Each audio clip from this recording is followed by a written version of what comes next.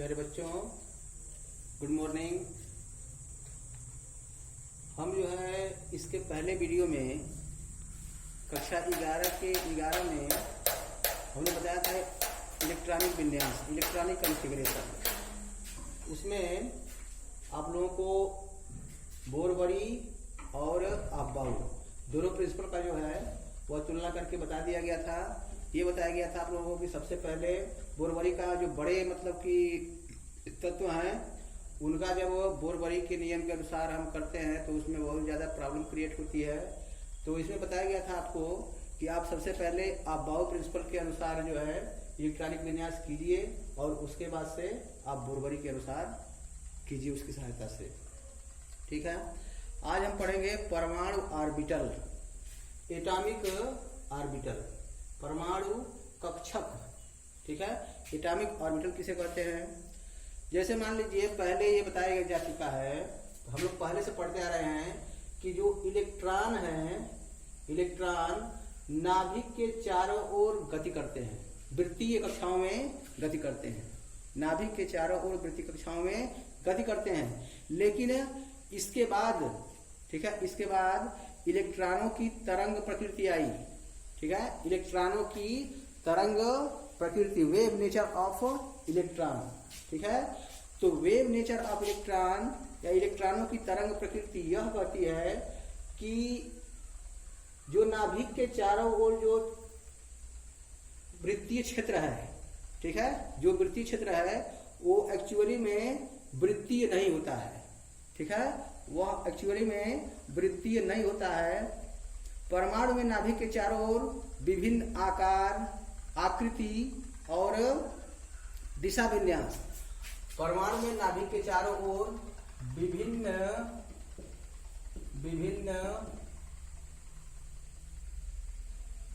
आकार, आकृति,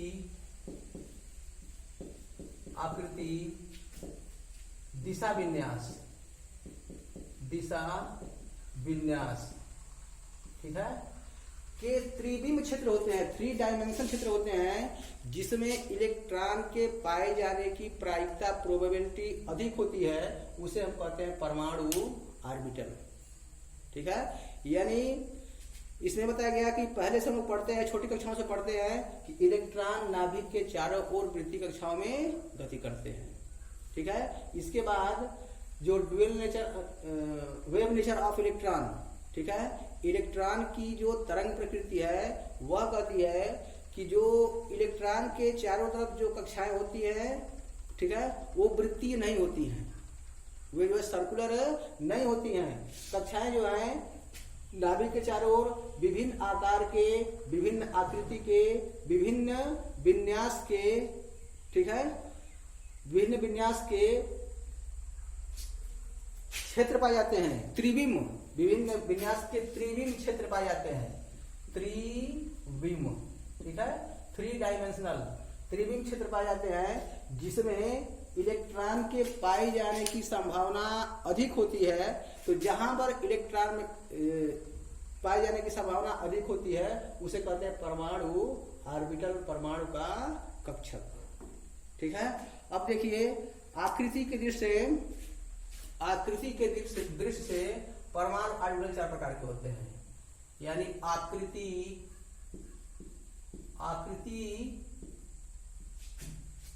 के दृश्य से, आकृति की दृष्टि से परमाणु ऑर्बिटल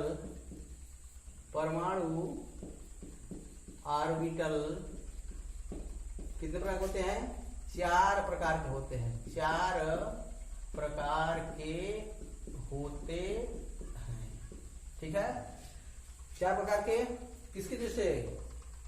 आकृति, यानी ये S होता है, P होता है, D होता है और F होता है। ठीक है, S, P, D और F।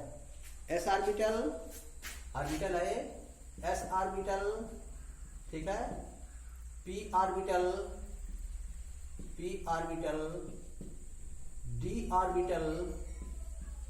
ऑर्बिटल और F ऑर्बिटल। ठीक है, ये 4 प्रकार के होते हैं।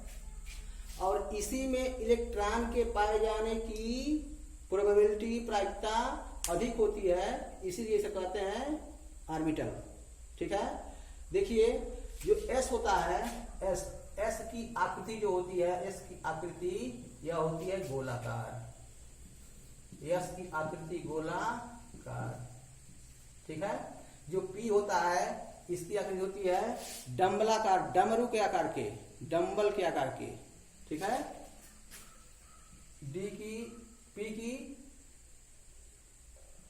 डम्बलाकार, डम्बलाकार।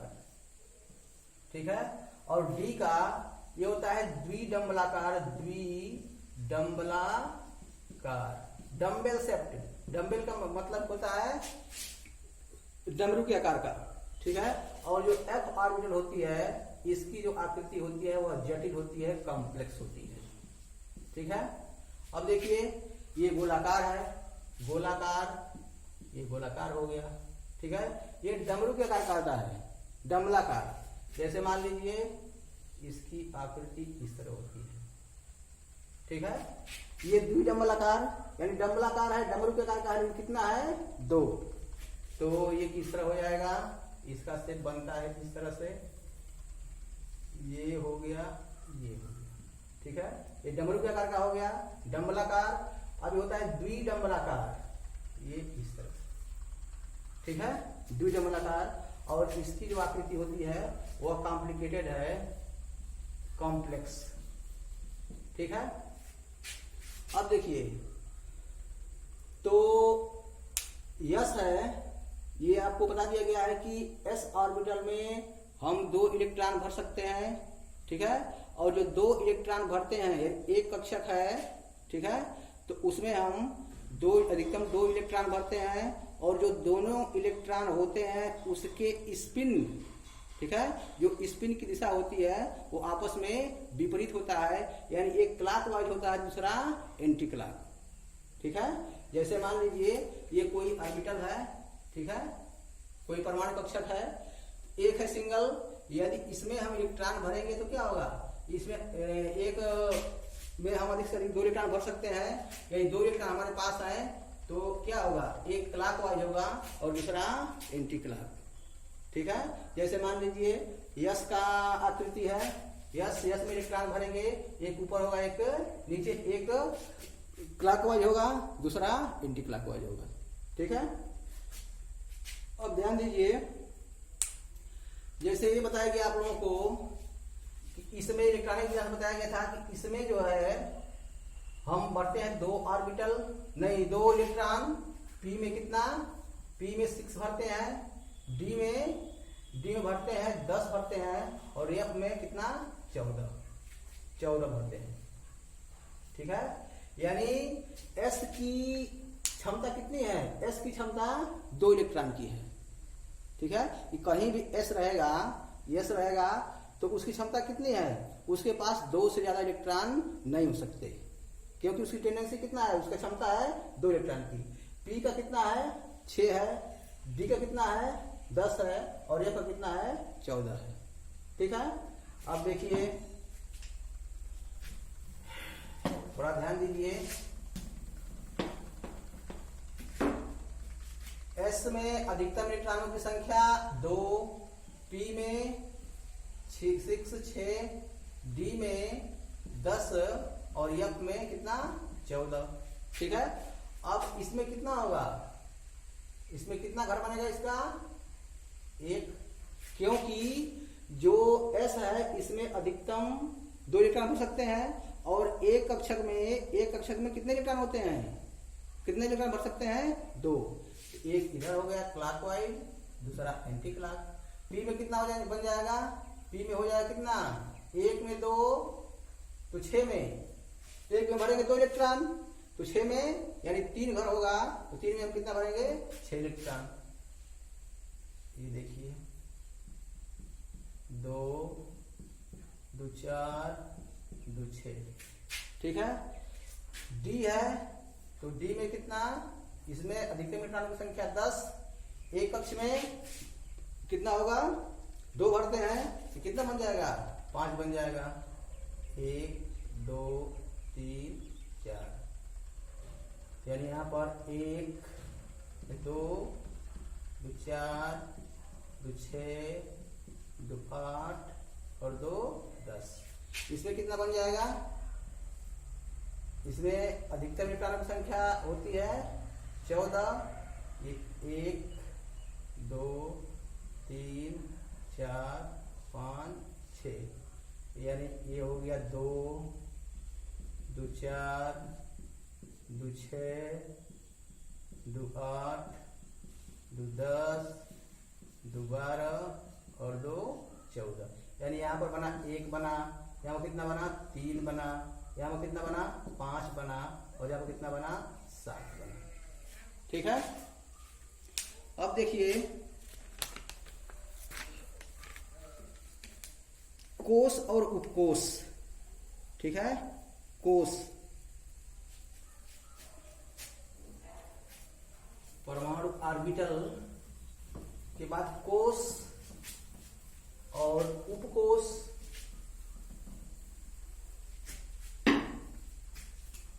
देखिए कोष कोष और उपकोष उपकोष। ठीक है, ये सब जानते हैं कि जो कोष होता है, बताया गया आप लोगों को कि जो कोष होता है उसको हम KLMNO आदि अक्षरों द्वारा प्रदर्शित करते हैं और इसको मुख्य क्वांटम संख्या n भी बोला जाता है। ठीक है, मुख्य क्वांटम संख्या n भी बोलते हैं इसको। ठीक है, तो कोष को किससे दर्शाते हैं? आप जानते हैं कि KLMNO इत्यादि। ठीक है, जो नाभिक के चारों तरफ बन रहा है, जहां पर जिसमें इलेक्ट्रॉन चक्कर लगाते हैं, इसको बताया गया उपकोष। और ये जो संख्या होती है, यह संख्या मुख्य क्वांटम संख्या n के बराबर होती है, यानी n बराबर, n का मान कभी शून्य नहीं हो सकता, n का मान 1 2 3 4 5। ठीक है, अब देखिए उपकोष को क्या बोलते हैं? ये बोलते हैं उपकोष SPD और F। SPD और F होते हैं। ठीक है, और जो उपकोष है उसका मान क्या है? उसको हम कहते हैं एजीमुथल क्वांटम नंबर। ठीक है, दिगंशी क्वांटम संख्या, इसको हम L से दर्शाते हैं, L से प्रदर्शित करते हैं। और S के लिए L का मान क्या होता है? 0, P के लिए 1, D के लिए 2 और F के लिए 3। ठीक है, तो यह है कोष और उपकोष, यानी नाभिक है, न्यूक्लियस, इसके चारों तरफ कक्षाएं बनती हैं। ठीक है, जहां पर इलेक्ट्रॉन घूमते हैं तो वह क्या हो गया? कोष हो गया। और वही संख्या क्या होती है? वही संख्या होती है प्रिंसिपल क्वांटम नंबर, इसको मुख्य क्वांटम संख्या भी बोलते हैं। जो उपकोष है, ठीक है, वह SPDF होता है और उससे उपकोष से किसका पता चलता है? इसे दिगंशी क्वांटम संख्या, ठीक है, दिगंशी क्वांटम संख्या या द्वितीय भी बोलते हैं, या एजीमुथल, ठीक है, एजीमुथल क्वांटम नंबर, इसको L से दर्शाते हैं। और किसी भी S के लिए L का मान 0, P के लिए L का मान 1, D के लिए L का मान 2 और F के लिए L का मान 3 होता है। ठीक है, अब देखिए, अब इसके बाद हम लेके जाएंगे आप लोगों को क्वांटम नंबर्स पर। ठीक है, क्वांटम नंबर्स, क्वांटम संख्याएं। ठीक है, क्वांटम संख्याएं पर चलेंगे हम लोग। क्वांटम संख्याएं, चलिए देखिए,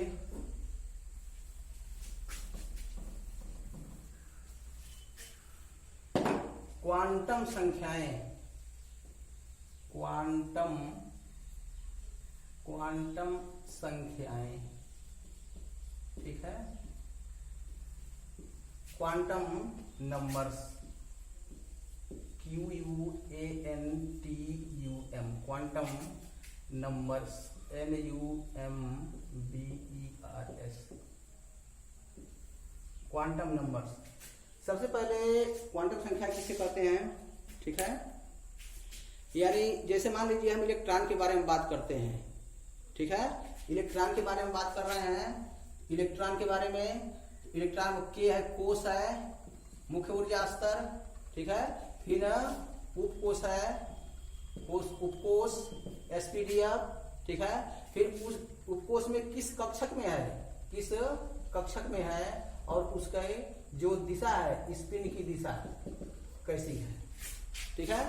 यानी इलेक्ट्रॉन कोश में होता है, ठीक है। उस कोश में क्या होता है, उपकोश, उपकोश उसमें बांटा गया है कक्षक में, ठीक है। यानी जिन संख्याओं द्वारा इलेक्ट्रॉन की स्थिति का सही सटीक पता चलता है, उन संख्याओं को कहते हैं क्वांटम संख्या, ठीक है। यानी जिन संख्याओं द्वारा इलेक्ट्रॉन की स्थिति का सही पता चलता है, उन संख्याओं को कहते हैं क्वांटम संख्या। मतलब इलेक्ट्रॉन है तो इलेक्ट्रॉन किस कोश में है, ठीक है, वो कोश के किस उपकोश में है, वह उस उपकोश के किस कक्षक में है, और जिस कक्षक में है उसमें उसकी जो स्पिन की दिशा है वह क्लॉकवाइज है कि एंटी क्लॉक है, ठीक है। क्लॉकवाइज है कि एंटी क्लॉक है, ये जो है हम क्वांटम संख्याओं द्वारा पता करते हैं।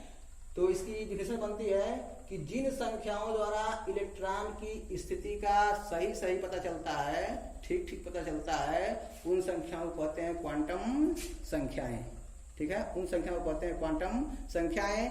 देखिए जो क्वांटम संख्या होती है ये 4 प्रकार की होती हैं। क्वांटम संख्याएं 4 प्रकार की होती हैं।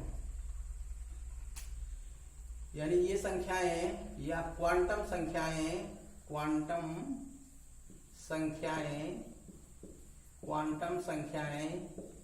4 प्रकार की होती हैं। चार प्रकार की क्वांटम संख्याएं 4 प्रकार की होती है, ठीक है। पहला क्या हो गया, पहला हो गया मुख्य क्वांटम संख्या। पहला मुख्य क्वांटम संख्या, ठीक है। दूसरा दिगंशी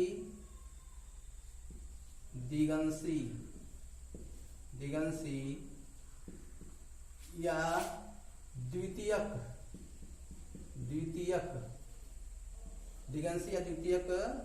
क्वांटम नंबर्स, क्वांटम संख्या, ठीक है। तीसरा चुंबकीय क्वांटम संख्या, चुंबकीय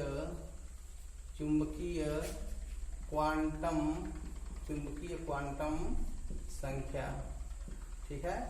और चौथा होता है चक्रण क्वांटम संख्या, चक्रण क्वांटम संख्या, ठीक है। देखिए जो मुख्य क्वांटम संख्या होती है प्रिंसिपल क्वांटम नंबर्स, ठीक है। प्रिंसिपल क्वांटम जो नंबर्स है यह इसको जो है हम स्मॉल एन से प्रदर्शित करते हैं, स्मॉल एन, ठीक है।